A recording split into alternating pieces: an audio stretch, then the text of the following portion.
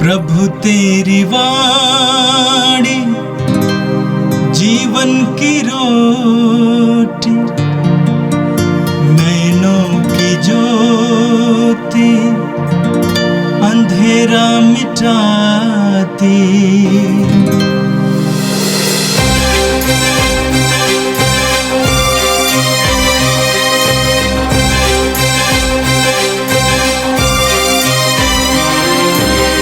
प्रभु तेरी वाणी जीवन की रोटी, नैनों की ज्योति अंधेरा मिटाती। प्रभु तेरी वाणी जीवन की रोटी, नैनों की ज्योति अंधेरा मिटाती। वाणी वाणी वाणी वाणी वाणी पवित्र है, शाश्वत है, जीवन का मन्ना है। 2 मार्च शनिवार। पहला पाठ नबी मीका का ग्रंथ, अध्याय 7, पद संख्याएँ 14 से 15 और 18 से 20। तू अपना डंडा लेकर अपनी प्रजा, अपनी विरासत की भेड़ों चराने की कृपा कर। वे जंगल और बंजर भूमि में अकेली ही पड़ी हुई हैं। प्राचीन काल की तरह उन्हें बशान तथा गिलियाद में चरने दे। जिन दिनों तू हमें मिस्र से निकाल लाया, उन्हीं दिनों की तरह हमें चमत्कार दिखा। तेरे सदृश कौन ऐसा ईश्वर है जो अपराध हरता और अपनी प्रजा का पाप अनदेखा करता है, जो अपना क्रोध बनाए नहीं रखता बल्कि दया करना चाहता है। वह फिर हम पर दया करेगा, हमारे अपराध पैरों तले रौंद देगा और हमारे सभी पाप गहरे समुद्र में फेंकेगा। तो याकूब के लिए अपनी सत्य प्रतिज्ञता और इब्राहिम के लिए अपनी दयालुता प्रदर्शित करेगा, जैसे कि तूने शपथ खाकर हमारे पूर्वजों से प्रतिज्ञा की है। यह प्रभु की वाणी है। संत लूकस के अनुसार प्रभु यीशु का पवित्र सुसमाचार 15वां अध्याय, पद संख्याएं 1 से 3 और 11 से 32 तक। यीशु का उपदेश सुनने के लिए नाकेदार और पापी उनके पास आया करते थे। फरीसी और शास्त्री यह कहते हुए भुनभुनाते थे, यह मनुष्य पापियों का स्वागत करता है और उनके साथ खाता पीता है। इस पर यीशु ने उनको यह दृष्टांत सुनाया। किसी मनुष्य के 2 पुत्र थे। छोटे ने अपने पिता से कहा, पिताजी, संपत्ति का जो भाग मेरा है मुझे दे दीजिए। और पिता ने उनमें अपनी संपत्ति बांट दी। थोड़े ही दिनों बाद छोटा बेटा अपनी समस्त संपत्ति एकत्र कर किसी दूर देश चला गया और वहां उसने भोग विलास में अपनी संपत्ति उड़ा दी। जब वो सब कुछ खर्च कर चुका तो उस देश में भारी अकाल पड़ा और उसकी हालत तंग हो गई। इसलिए वो उस देश के एक निवासी का नौकर बन गया, जिसने उसे अपने खेतों में सूअर चराने भेजा। जो फलियां सूअर खाते थे उन्हीं से वो अपना पेट भरना चाहता था, लेकिन कोई उसे उनमें से कुछ नहीं देता था। तब वो होश में आया और वो सोचता रहा, मेरे पिता के घर कितने ही मजदूरों की जरूरत से ज्यादा रोटी मिलती है और मैं यहाँ भूखों मर रहा हूं। मैं उठकर अपने पिता के पास जाऊंगा और उनसे कहूंगा, पिताजी, मैंने स्वर्ग के विरुद्ध और आपके प्रति पाप किया है। मैं आपका पुत्र कहलाने योग्य नहीं रहा। मुझे अपने मजदूरों में से एक जैसा रख लीजिए। तब वो उठकर अपने पिता के घर की ओर चल पड़ा। वो दूर ही था कि उसके पिता ने उसे देख लिया और दया से द्रवित हो उठा। उसने दौड़कर उसे गले लगा लिया और उसका चुंबन किया। तब पुत्र ने उससे कहा, पिताजी, मैंने स्वर्ग के विरुद्ध और आपके प्रति पाप किया है। मैं आपका पुत्र कहलाने योग्य नहीं रहा। परंतु पिता ने अपने नौकरों से कहा, जल्दी अच्छे से अच्छे कपड़े लाकर इसको पहनावो और इसकी उंगली में अंगूठी और उसके पैरों में जूते पहना दो। मोटा बछड़ा भी लाकर मारो, हम खाएं और आनंद मनाएं। क्योंकि मेरा ये बेटा मर गया था और फिर जी गया है, वो खो गया था और फिर मिल गया है। और वे आनंद मनाने लगे। उसका जेठा लड़का खेत में था। जब वो लौटकर घर के निकट पहुंचा तो उसे गाने बजाने और नाचने की आवाज सुनाई पड़ी। उसने एक नौकर को बुलाया और इसके विषय में पूछा। इसने कहा, आपका भाई आया है और आपके पिता ने मोटा बछड़ा मारा है, क्योंकि उन्होंने उसे भला चंगा वापस आया है। इस पर वो क्रुद्ध हो गया और उसने घर के अंदर जाना नहीं चाहा। तब उसका पिता उसे मनाने के लिए बाहर आया, परंतु उसने अपने पिता को उत्तर दिया, देखिए, मैं इतने वर्षों से आपकी सेवा करता आया हूं। मैंने कभी आपकी आज्ञा का उल्लंघन नहीं किया, फिर भी आपने कभी मुझे बकरी का बच्चा तक नहीं दिया, ताकि मैं अपने मित्रों के साथ आनंद मनाऊं। पर जैसे ही आपका ये बेटा आया, जिसने वेश्याओं के पीछे आपकी संपत्ति उड़ा दी है, आपने उसके लिए मोटा बछड़ा मार डाला है। इस पर पिता ने उससे कहा, बेटा, तुम तो सदा मेरे साथ रहते हो और जो कुछ मेरा है वो तुम्हारा है, परंतु आनंद मनाना और उल्लसित होना उचित है, क्योंकि तुम्हारा यह भाई मर गया था और फिर जी गया है, वो खो गया था और फिर मिल गया है। यह प्रभु का पवित्र सुसमाचार है। क्रीस प्रभु की जय। रोज की रोटी के मेरे प्रिय श्रोता भाई बहन, आज के पहले पाठ को मीका के ग्रंथ से लिया गया है। मीका एक बहुत ही महत्वपूर्ण नबी है। मीका शब्द का अर्थ है प्रभु सदृश कौन है, प्रभु के बराबर कौन है। यशायाह नबी के समकालीन नबी मीका ईसा के पूर्व 8वीं शताब्दी में उन्होंने नबूवत किया और उनके उपदेश जनसाधारण को प्रोत्साहन देने के लिए था। वे धनियों के हाथ गरीबों के शोषण और अत्याचार को धिक्कारते हैं।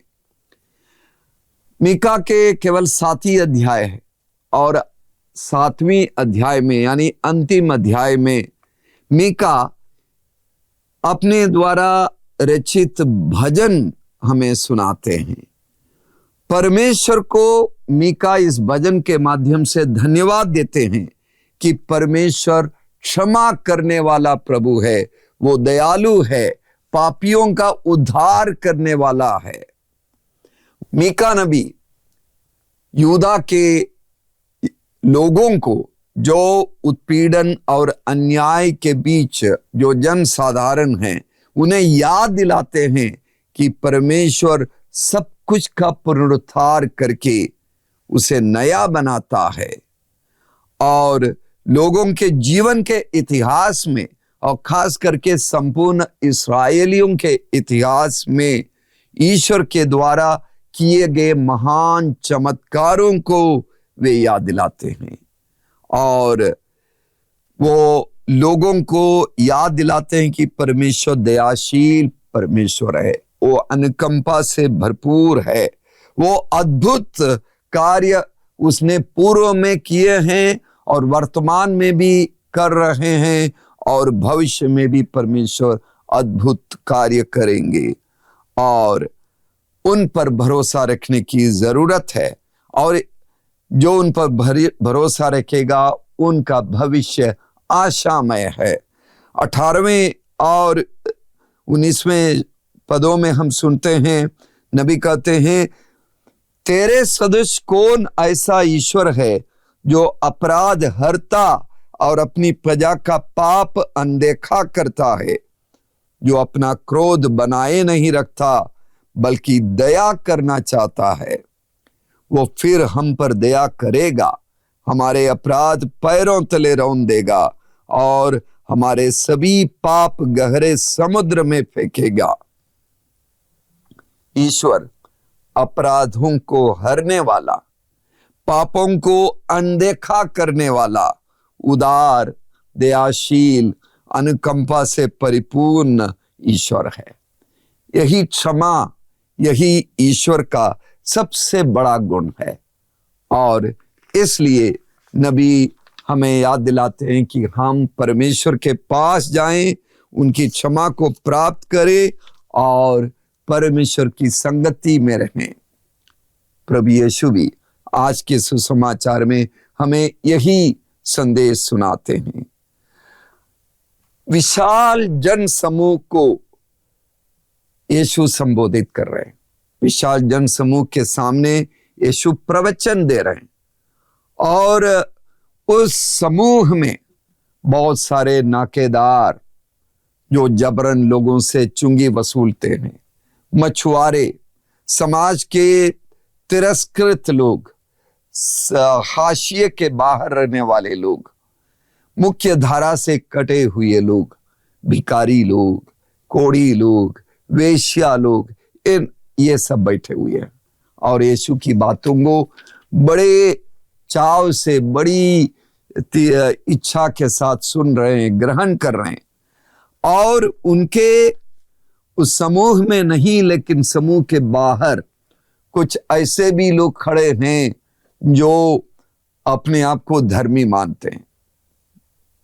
वे शास्त्री और फरीसी, और वो अपने मन में भुनभुना रहे हैं, यह मनुष्य पापियों का स्वागत करता है और उनके साथ खाता पीता है। और उनका बॉडी लैंग्वेज देख के हमें पता चलता है कि वे यीशु की बातों को सुनने नहीं आया, लेकिन यीशु के प्रवचन की गलतियों को ढूंढने आए हैं। वे बैठे नहीं हैं, वे खड़े हैं और बस वे निगरानी कर रहे हैं कौन ये तथाकथित धर्म गुरु के साथ खड़े हैं। और वे सोच रहे हैं यदि ये आदमी वास्तव में मसीह होता तो ये हमारे साथ, हमारे पाले में खड़े रहते, क्योंकि हम धर्मी हैं, और इन पापियों के साथ नहीं रहते क्योंकि ये अपराधी है, ये साधारण लोग हैं, इनके साथ इन्हें नहीं रहना चाहिए। यीशु उनके मन की बातों को समझ रहे हैं, इसीलिए उनके मन में क्या है ये समझते हुए यीशु उन सभी लोगों को सुनाने के लिए, खास करके इन फरीसियों और शास्त्रियों को सुनाने के लिए और साधारण जन समूह को सुनाने के लिए 3 दृष्टांत सुनाते हैं। यीशु सबसे पहले उस गडरिये के बारे में दृष्टांत सुनाते हैं जो अपने 99 भेड़ों को छोड़कर निर्जन प्रदेश में झाड़ियों के बीच भटकी हुई एक अकेली भेड़ के खोज में जाता है और जब उसे पाने पर आनंद मनाता है। उसके बाद उस महिला के आनंद के बारे में बताता है जिसने अपना सिक्का खो दिया था और पाने के बाद अपनी सखियों, सहेलियों और पड़ोसिन को बुलाकर आनंद मनाती है। और तीसरा उस पिता के बारे में जिसका बेटा खोया हुआ था और वो पश्चाताप करके वापस जब आता है वो पिता आनंद मनाता है, उसके आनंद के बारे में यीशु दृष्टांत सुनाते हैं। ये बहुत ही सबसे लोकप्रिय, सबसे प्रचलित दृष्टांत है। मैंने अपने जीवन में बहुत बार इस दृष्टांत को नाटक के रूप में प्रस्तुत किया है। कभी मैंने उस पिता की भूमिका को निभाया है। यीशु अपने इस दृष्टांत के द्वारा उस पिता से अपने पश्चाताप करने वाला पापी बेटे का अपराध क्षमा करवाता है, तब उन फरीसियों और शास्त्रियों को यीशु एक मजबूत संदेश देते हैं कि हमें भी यीशु मजबूत संदेश देते हैं और आमंत्रण देते हैं कि हम इस पुत्र की तरह प्रायश्चित करें, पश्चाताप करें, अपने पिता के पास जाएं और उनके आलिंगन में रहें। स्पेन में एक बहुत ही प्रचलित कहानी है कि एक पिता, उसका बेटा खो गया था और पिता ने बहुत जगह अपने बेटे को ढूंढा, कहीं नहीं मिला। बेटे का नाम पाको था। पिता ने अंत में अखबार में एक विज्ञापन दिया और उसमें लिखा, प्रिय पुत्र पाको, अगले शनिवार के दोपहर 12 बजे इसी अखबार के कार्यालय के सामने उपस्थित हो जाओ और मुझसे मिल लो। तुम्हारी सारी गलतियां माफ की जाती है। मैं तुम्हें स्वीकार करूंगा, मैं तुम्हें अपनाऊंगा, तुम मेरे प्रिय पुत्र हो। आ जाओ वो पुत्र, तुम्हारा पिता। बताया जाता है कि उस शनिवार के दोपहर 12 बजे उस अखबार के कार्यालय के सामने 800 युवा वहां पर हाजिर हो गए। उन सब का नाम पाको था। पाको बहुत ही लोकप्रिय नाम था और बहुत सारे लोग पाको नाम रखते थे। पाको नाम के बहुत सारे लोग भटक गए थे अपने पिता से और वे सब अपने पिता के पास वापस आना चाह रहे थे और वे सब आतुर थे पिता के साथ मेल मिलाप करने के लिए, पाप क्षमा पाने के लिए। दुनिया पाप क्षमा पाने के लिए आतुर है। दुनिया क्षमा के कुंड में गोता लगाने के लिए प्यासी है। क्षमा के भंडार से पाप क्षमा का उपहार पाने के लिए दुनिया के अधिकांश लोग ललायित है। यीशु हमें आह्वान करते हैं उस पाप क्षमा को हम भी पाए और साथ ही साथ यीशु हमें आह्वान करते हैं कि हम क्षमा के दूत बने, प्रेम के दूत बने। सोचिए उस पुत्र के बारे में जिसे हम अक्सर उड़ाऊ पुत्र कहते हैं। उसके और उसके पिता के बीच में कुछ गलतफहमी हो गई। उसके मन में कुछ गलतफहमी अपने पिता के बारे में, कुछ अहंकार और कुछ घमंड, हो सकता है कुछ स्वार्थ, और जीवन की प्राथमिकता को वो तय नहीं कर पाता है। सांसारिक वस्तुओं के प्रति, भोग विलास के प्रति एक इच्छा उसके अंदर पनप जाती है और उसकी कुछ अपरिपक्वता भी है और दोस्तों की कुसंगति, बुरे लोगों की संगति में पड़ जाता है और वो अपनी संपत्ति मांगकर पिता से अलग हो जाता है। जो भी कारण हो, पिता पुत्र के बीच में संबंध में दरार आ जाती है। पिता ने बेटे के चले जाने के बाद इंतजार किया, दिन रात इंतजार किया। सूरज के डूबते वो शायद अपने मकान के छत पर खड़े होकर इंतजार किया, मेरा बेटा आएगा, आ जाएगा। बहुत दिन बीत गए और अंत में बेटे ने तमाम मुसीबतें झेलकर, तमाम दुश्वारियां का सामना करते हुए, भूख और अन्य तमाम दिक्कतें झेलने के बाद पिता के पास वापस जाने का निर्णय ले लेता है और दिल में पश्चाताप की भावना लेते हुए पिता की ओर जाता है, डरते हुए कि पिता मुझे स्वीकार करेगा या नहीं। लेकिन सारे डर दूर हो जाता है जब पिता देखता है दूर से ही कि मेरा बेटा बहुत महीनों बाद मेरे पास लौट रहा है। पिता की खुशी की कोई सीमा नहीं। वो दौड़कर अपने बेटे के पास जाता है, उसका आलिंगन कर लेता है, उसका चुंबन करता है और खुशियां मनाने के लिए आदेश देता है। कितना सुंदर तस्वीर है और कितनी अच्छी बात है। हमें भी इस तरह का आमंत्रण मिल रहा है कि हम पिता के आलिंगन में बने रहें। संत पापा फ्रांसिस ने उस सुंदर तस्वीर को प्रचारित किया। सन 2015 में जब संत पापा ने दया का वर्ष घोषित किया और ईयर ऑफ मर्सी, और यही उस वर्ष का लोगो था। और दया पूर्ण ईश्वर और उस ईश्वर के आलिंगन में रहने के लिए हम भी बुलाए गए।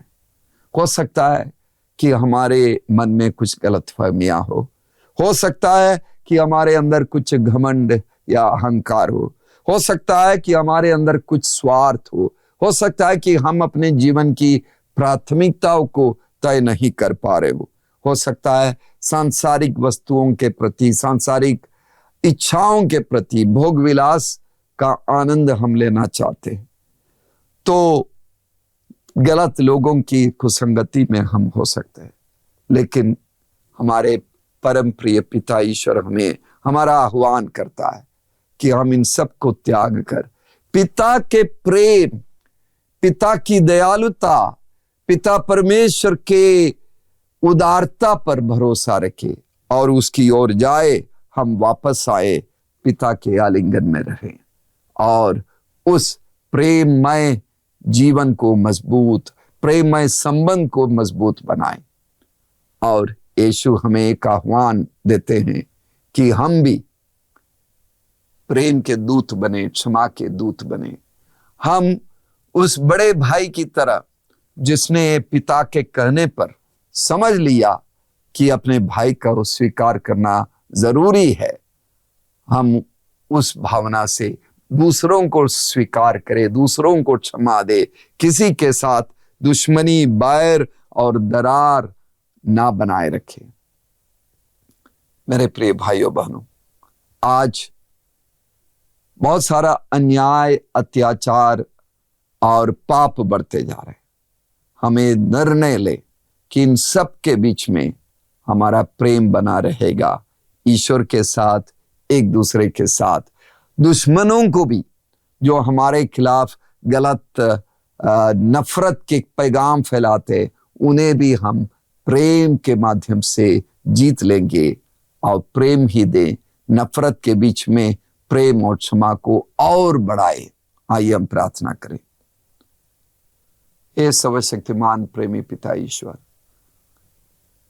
तेरे प्रेम के प्रति हम अपना सर झुकाते और तेरे प्रेम के आगोश में हम आना चाहते हैं और तेरे प्रेम के आलिंगन में और लोगों को भी लाने की हमारे अंदर इच्छा है।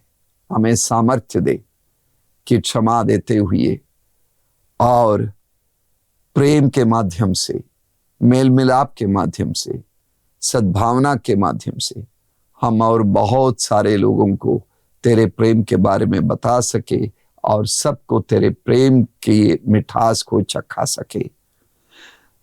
इस कार्यक्रम को सुनने वाले पीड़ित लोगों के लिए, जो दुख में हैं, जो बीमारी झेल रहे हैं, जो दुश्मनी और नफरत के मुसीबत को झेल रहे, उन सब के लिए प्रार्थना करते। उन सब को तू आशीष दे, सबको सांत्वना दे, सबके जीवन में तेरे प्रेम का प्रकाश उदित होने दीजिए। ये प्रार्थना हम करते हैं हमारे प्यारे प्रभु यीशु के द्वारा, आमीन। प्रभु तेरी वाणी जीवन की रोटी, नैनों की ज्योति अंधेरा मिटाती। वाणी वाणी वाणी वाणी वाणी पवित्र है, शाश्वत है जीवन का मन।